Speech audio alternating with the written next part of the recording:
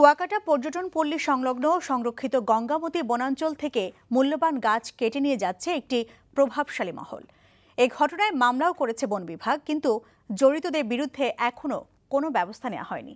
পটুয়াখালী থেকে কাজল বরণ দাসের পাঠানো রিপোর্ট। পটুয়াখালীর মহিপুর রেঞ্জের অধীন গঙ্গামতী এলাকাটিকে পর্যটন পল্লী গড়ে তোলার জন্য ১৯৯৮ সালে সাগর পার ঘেঁষে ২০০৬.৮৩ একর জমি অধিগ্রহণ করা হয়, যার মধ্যে সংরক্ষিত বনভূমি রয়েছে ১১২৮ একর।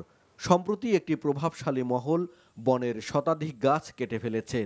এতে বন বিভাগের কর্মকর্তাদের সহায়তার অভিযোগ উঠেছে, তবে ভয়ে মুখ খুলছে না এলাকাবাসী।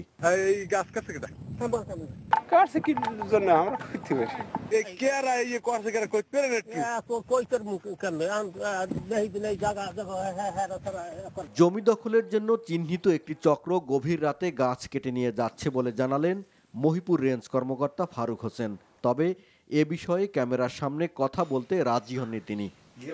বন বিভাগের কর্মকর্তারাও গাছ কাটার সাথে জড়িত একথা স্বীকার করে বিভাগীয় বন কর্মকর্তা বলছেন তাদের বিরুদ্ধে আইনানুগ ব্যবস্থা গ্রহণ করা হবে। যে স্থানে আমাদের বনাঞ্চলের এই গাছগুলি কাটা হয়েছে তার ঠিক অদূরেই কুয়াকাটা সি রিসোর্ট নামে একটা হোটেল নির্মাণের জন্য অ্যাপ্রোচ রোড সহ জায়গা ভরাটের কাজ চলছে।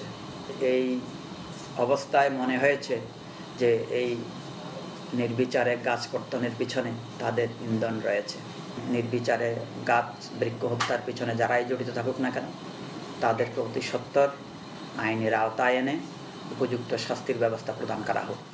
প্রকৃতির ভারসাম্য রক্ষায় যেখানে বেশি করে গাছ লাগানোর উপর জোর দেওয়া হচ্ছে, সেখানে যদি এভাবে গাছ কেটে নেওয়া হয় তাহলে একটা সময় বিরান ভূমিতে পরিণত হবে এই বন। NTV news desk.